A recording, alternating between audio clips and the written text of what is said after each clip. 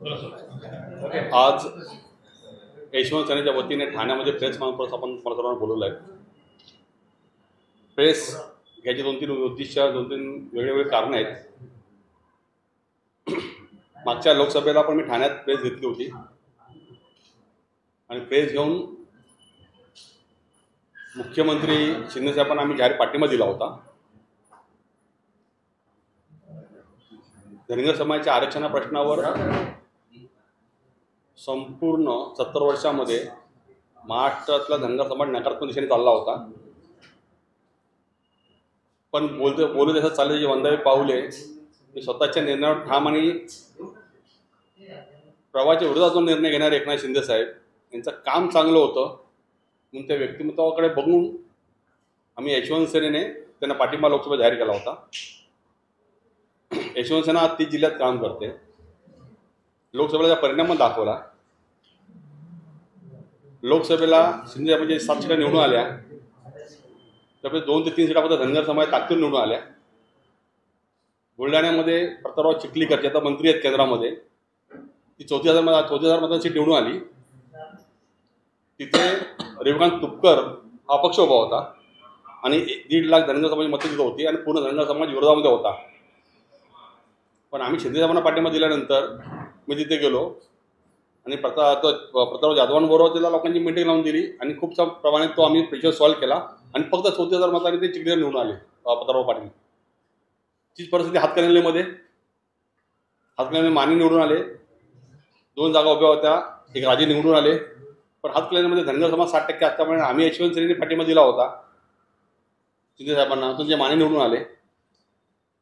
त्या कल्याणमध्ये त्यांची चिरंजीव उभे होते श्रीकांत, ते 27,000 मी मतदान केलं. ठाण्यामध्ये लोकसभेला आमची 1.5 लाख मतं आहेत. इथून वाशिमचं बघितलं पाणी दोनच्या वर मतं आहेत आमची 2 लाखात, ती मतं आम्ही दिली. पण एवढं सगळं होत असताना आज महाराष्ट्रामध्ये विधानसभेचे इलेक्शन लागत आहेत. आम्ही त्यांना पाठिंबा दिला होता. ह्या महाराष्ट्रात धनगर समाज 2 नंबरचा आहे. 30 जिल्ह्यात यशवंत काम करते. ज्या उद्देशाने आम्ही शिंदे साहेबांना पाठिंबा दिला होता त्या अर्थी जर आम्ही बघितलं तर ह्या शिवसेनेला शिंदे साहेबांनी शिवसेनेला आमची गरज आहे असं वाटत नाही. मुख्यमंत्री म्हणजे अतिशय चांगलं उत्कृष्ट काम करतात, पण त्याच्या पक्षामध्ये जी मंडळी आहेत ती सोबत घेऊन चालायला तयार नाहीत. आमची काय गोष्टी मागण्या होत्या, काय आमच्या म्हणणं होतं ते ऐकून घ्यायला त्यांच्याकडे वेळ नाही आहे. आज महाराष्ट्रामध्ये धनगर आरक्षणामध्ये 5 ते 6 ठिकाणी आमचे आंदोलन चालू आहेत, आमरण उपोषण चालू आहेत. दोघांमध्ये विहिरीत गंगा उड्या मारल्या होत्या अहमदनगरमध्ये. दोघांनी विष पिऊन आत्महत्या करण्याचा प्रयत्न केला. आमची एक महिला टाकीवर चढली होती. एवढं महाराष्ट्रात आगडोंब उसळल्या आरक्षणा विषयावर आणि कुठल्याही गोष्ट सकारात्मक गोष्टी तर होत नाहीत. भारतीय जनता पार्टीने आम्हाला फसवलं आहेच. भारतीय जनता पार्टीवर आमचा धनगर समाजाचा विश्वास एक पैशाचा नाही आहे आणि भविष्यात आम्ही धनगर समाज महाराष्ट्रात बीजेपीला मतदान करावं असं वाटत पण नाही आम्हाला. फक्त चेहरा चांगला शिंदे साहेबांचा होता म्हणून आम्ही त्यांना लोकसभेला पाठिंबा दिला होता. व्यक्ती चांगली असली तरी पक्षीय त्यांचं धोरण आहे, या पक्षाचे कार्यकर्ते आहेत त्यांच्याकडे जर बघितलं तर शिंदे साहेबांना वेळ नसल्यामुळे बाकीच्या लोकांना तो बजबजपुरी माजलेली आहे. त्यामुळे येत्या काळात विधानसभेला आम्ही शिंदे साहेबांचा पाठिंबा काढून घेत आहोत. यशवंत सेना भविष्यात कुठल्या पक्षाबरोबर जाईल पण यांना मदत करणार नाही, कारण जर यांना आमचं म्हणणं ऐकून घ्यायलाच वेळ नसेल. आमचा फायदा घ्यायला तुम्हाला आहे, फायदा घेऊन तुम्हाला जर त्याची कृतज्ञता तुम्ही दाखवत असाल तर मग फायदा नाही या गोष्टीमध्ये. मग ठाण्यात प्रयत्न घ्यायचं एवढंच मला सांगायचं आहे की फक्त ठाणे जिल्ह्यात ठाण्यामध्ये 50,000 लोक आहेत आमची आणि अख्ख्या ठाणे जिल्ह्यामध्ये 2.25 लाख लोक आहेत. बाकी महाराष्ट्र मी सांगतच नाही आहे. विधानसभा जर लागली तर आम्ही त्यांना इथंच दाखवू आम्ही काय ते. तर तुम्हाला पाठिंबा देऊन तुम्हाला आम्ही एवढी मदत करून जर तुम्हाला आम्ही किंमत नसेल तिथून पुढे आम्ही तुमच्याबरोबर नाही हे सांगायला प्रेस कॉन्फरन्स घेतली होती. धनगर समाजाचा फायदा घेऊन नंतर त्यांना विसरणार हे सरकारचं काम आहे. हो सेम कारण इलेक्शन आलं की ना धनगर समाज लागतो. भारतीय जनता पार्टी 2014 सत्तेमध्ये आली, तिथे मोदी लाट होती ना, ती धनगर आरक्षण लाट होती. बारामतीमध्ये 10 लाख लोक समाज जमला होता आणि पहिल्यांदा धनगर समाजाने राष्ट्रवादी काँग्रेसला सोडून बीजेपीला मतदान केलं होतं. त्यामध्ये लाटेत बीजेपी आली होती. 10 वर्ष आली, तिने काय केलं नाहीये आणि आता त्यांची काय करायची परिस्थिती नाही आहे त्याला पंच बीजेपीची.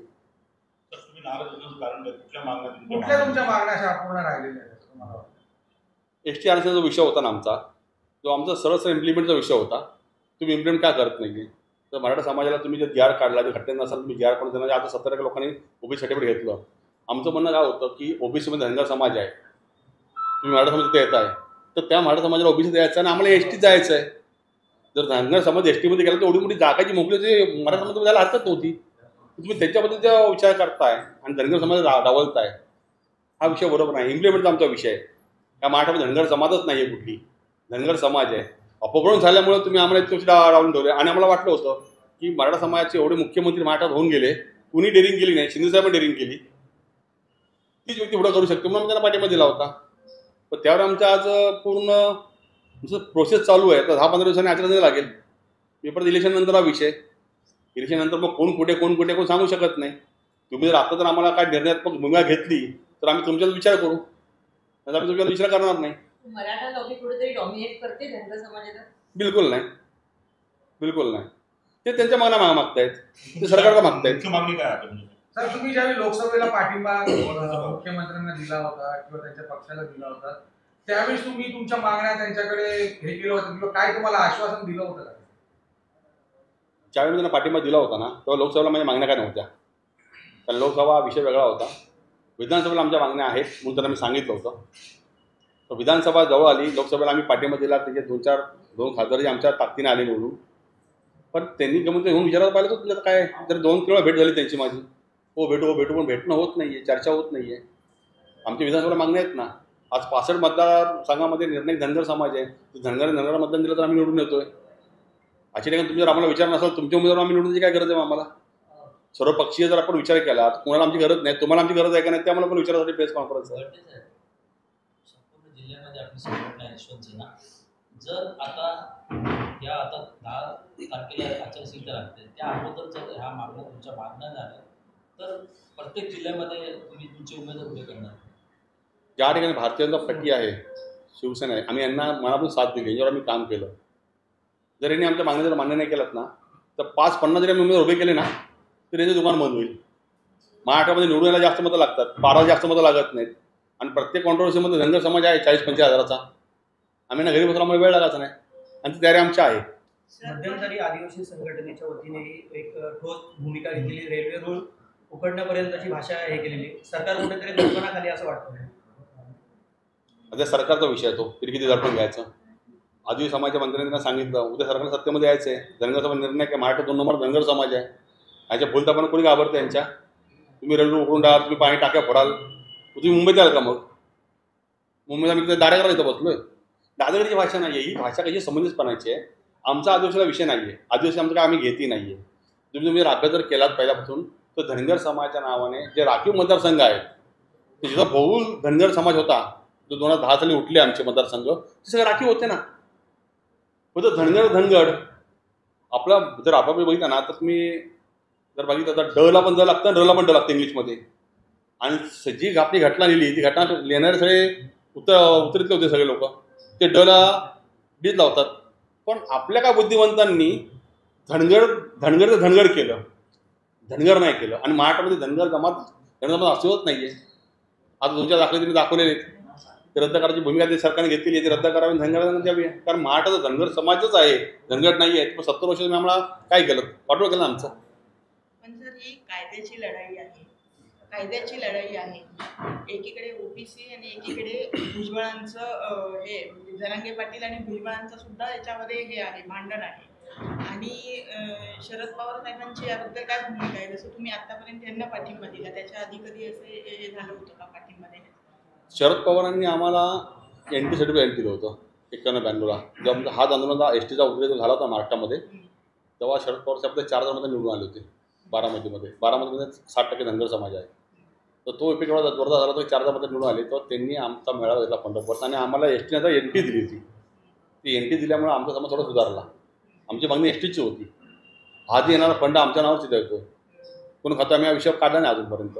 आणि सरळ मागणी ना, ते ओबीसी मागतायत, आम्ही एसटी मागतोय. दोन्ही समाज मोठे आहेत महाराष्ट्रामध्ये. आणि आता बघायला गेलं तर सरकारमुळे 80% लोकांनी घेतले ते ओबीसी सर्टिफिकेट, राहिले कोण शिल्लक त्यांचं. त्यांची लढाई चाललेली आहे ना इतर गोष्टीसाठी, हा गौण विषय आहे त्यांचा. जो प्रॉपर मुद्द्याची गोष्ट ते घेतलंच 80% लोकांनी. जर तो घटनेमध्ये नसता तुम्ही देऊ शकता संख्याबळा जेव्हा ह्याच्यावर तुम्हाला सत्य द्यायचं म्हणून, मग धनगर समाज 2 नंबरला आहे. आमचं म्हणणं तेच आहे, तुम्ही तो विषय घ्यावा आमचा. बाळासाहेबांनी तुम्हाला NT मध्ये समावेश केला होता, तर मग आता तुम्हाला NT तून STत जायचं. NT हा नाहीचा विषय. NT त्यांनी तुम्हाला आणि NT NT आम्हाला देऊन त्यांनी काय केलं, तुमची बोलवण केली होती. आमचा तेव्हा विषय STचा होता. राजीव गांधी मराठामध्ये आले होते. राजीव गांधी बोलले आपण द्यायला हरकत नाहीये, जर STत दिलं तर हा धनगर समाज हा निर्णय सत्तेमध्ये जाईल, मुख्यमंत्री उद्या महाराष्ट्रात तो ठरवेल, हा विषय पुढचा आहे. त्यामुळे आम्हाला NTचं आमची बोलवण केली. महाराष्ट्र राज्याच्या इतर आजूबाजूचे जे राज्य आहेत तिथे धनगर असाच उल्लेख आहे, म्हणजे ST मध्ये रूपांतर आहे. विविध स्टेटमध्ये ओरान आहे, खूपशा गोष्टी त्या नावाने त्याच्यात येतात. महाराष्ट्राचा गोल करणारे नेमके कोण? आता ते विचारायचं नाही आहेत, पण महाराष्ट्राचे पहिले मुख्यमंत्री यशवंतराव चव्हाण यांनी एक धनगरचा विषय आणला होता. त्यांना मराठाचा पूर्ण अभ्यास होता, अतिशय जाणता राजा नेता होता तो. त्यांना माहिती होतं की जर समाज, त्यावेळी आमचे विधानसभेमध्ये 13 आमदार होते. जेव्हा मराठा स्वतंत्र झाला त्यावेळी विधानसभेत 13 आमदार होते. एवढी ताकद मराठा धनगर समाजाची होती. तिने हळूहळू कमी करत मतदारसंघ फोडत धनगर केलं तर, आणि ते 2010 पण राखीव ठेवले होते. आता 2010 साली जेव्हा मतदारसंघ उठले तेव्हा कुठे मतदारसंघ धनगरचे आहेत. जर 80% राखीव कोणी मतदारसंघ ठेवतो आपण, त्या ठिकाणी ज्या सामाजिक प्राबल्य जास्त असतं ते मतदारसंघ राखीव असतात. मग तुम्ही जे राखीवचे मतदारसंघ बघितलं, जत 80% धनगर, पंढरपूर मंगळवेढा 70% धनगर, मान खटाव 70% धनगर, तिथं परभणी 70% धनगर. म्हणजे या 60-70% धनगर समाजाचा तुम्ही राखीव ठेवल्याचा अर्थ काय होता की तुम्ही STमध्ये आहात म्हणून तुम्हाला मतदार राखीव ठेवले गेले. आता बरं इथली परिस्थिती बघतो मुंबईतली, राखीव मतदार कोणाचे असतात? SC STचे त्या समाजासाठी असतात ना, तो समाज म्हणून राखीव ठेवले गेले. हा जो घोळ होता तो 2010 साली उठला. ते सत्तेमध्ये आम्ही नसल्यामुळे, सत्तेमध्ये आम्हाला येऊन न दिल्यामुळे आमच्या मागण्यावरती मानणारा व्यक्ती नाही आहे. बरं जो जातोय तो कुठेतरी पक्षीय लेबल लावून जातोय, आरक्षण विषय घ्यायचा, उड्या मारायच्या आणि कुठेतरी पक्षी आमदारी घ्यायची, मग तो पक्षीय विषयाने बोलणार. ते 2010 पर्यंत जे तुमच्या बळावर प्रतिनिधित्व केलं त्यांनी, ते कुठे गेले? आता शेडगे वगैरे कुठे गेले? समाजाला जास्त दिवस खोटी गोष्ट पचत नाही म्हणून एकदा खोटा बोलतो, दोनदा खोटा बोलतो, तीनदा खोटा बोलतो. लोकांच्या लक्षामध्ये आल्यानंतर पण अशी बाजूला पडतात. मग धनगर समाज सोडला तर OBC मागे लागले. थोडा मोठा धनगर समाज असताना, धनगर समाज नेतृत्व करत असताना मग OBCची गरज का होती तुम्हाला? OBC मध्ये मोठा समाज धनगर समाज आहे ना. छोटी मोठी जाती जमाती आहेत ना, त्यात मोठा समाज धनगर समाज आहे. मग तुम्ही बाहेर पडल्यामुळे तुम्ही ही अशी अवस्था आली आहे. तर समाजामध्ये तुम्ही प्रत्येक कामच करत नाही ना. थोडं समाज भांडवल उभं करायचं, आरक्षणाचं आमदारकी घ्यायची आणि गप्प बसायचं. आता पण बघा ना, आमचे जे तुम्हाला जे आता जे 10 वर्षामध्ये जे आमदार खासदार दिसतील ना, तो आरक्षण विषय झालेले आहेत. आज त्यांची गरज आहे. जे BJमध्ये आमदार खासदार आहेत ना, त्यांनी मोदींना भेटावं, फडणवीसला भेटावं, धनगर समाजाचा विषय मार्गी लावावा ना. हा विषय तर मार्गी लागला तर सत्ता त्यांचीच राहील ना. मी धनगर समाज देवावर घेऊन त्याची पूजा करू त्यांची. आम्ही 90 सीट आम्ही त्यांना काढून देऊ, पण ती दान त्यांची पण नाही आहे. भारतीय जनता पार्टीचा विषयता म्हणायला गेलं तुम्ही आरक्षणाच्या विरोधामध्ये आहेत. ते कुठल्या जातीला मला आरक्षण त्यांच्या मानसिकतेत पण नाही आहेत. तर त्यांचा विषय घेणं मजा येत नाही, कारण 10 वर्ष आम्ही त्यांना बघितलेलं आहे. आणि आता राहिल्यापासून शिंदे साहेबांचा विषय होता की त्या माणसाकडे बघून काय ते वाटत आम्हाला आशा होती की ते काय ते करतील. कारण करणारं नेतृत्व जे आहे, कारण सर्वसामान्य व्यक्तीमधून वरती गेलेलं नेतृत्व त्यांना माहिती आहे घरात काय लागतं काय लागत नाही, ती बरी त्यांना जाण आहे. म्हणून त्यांना आम्ही पाठिंबा दिला होता. पण एकटा माणूस चांगला तो फायदा नाही.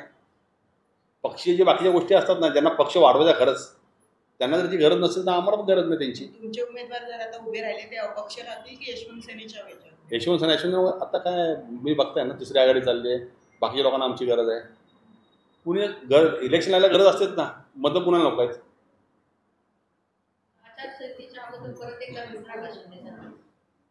आता तुमच्या माध्यमातून त्यांना बोलतो मी, त्यांना 2दा माझी भेट झालेली आहे. 3-4 वेळा त्यांच्या PM कडून मेसेज जाऊन त्यांनी आमची भेट घेतली नाही आहे. जर त्यांनी आम्हाला बोलवलं तर सन्मानपूर्वक आम्ही त्याची चर्चा करू, आणि आता हाही शेवटचीच आमची तुमच्या माध्यमातून.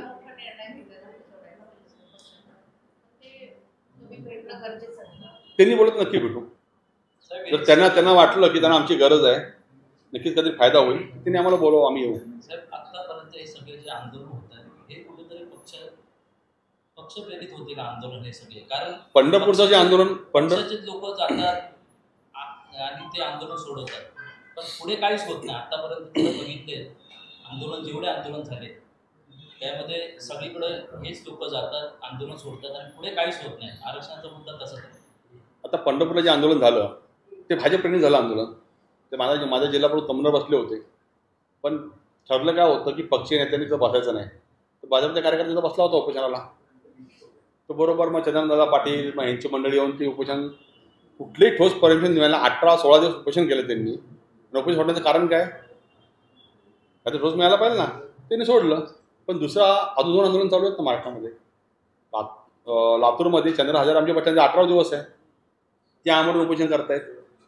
ह्याचा प्रोपगंडा होणारच आहे ना. उद्या जर एखाद्या अंगाला धक्का लागला की एखादा माणूस सिरियस झाला, त्याची फळं पूर्ण भोगावं लागणार, सरकारला भोगावे लागणार आहेत. आणि समाज आता जागृत झालेला आहे, समाजाला कळाल्याच गोष्टी. आज 18 जिल्ह्यामध्ये वातावरण तंग आहे, रेल्वे रोको चालली आहे, रस्ते टायर जाळत आहेत, गाड्या अडवत आहेत, रस्ते बंद आहेत. तरी यांना ते या गोष्टीचे जर हे नसेल तर मग विषय मोठा सिरियस आहे हा.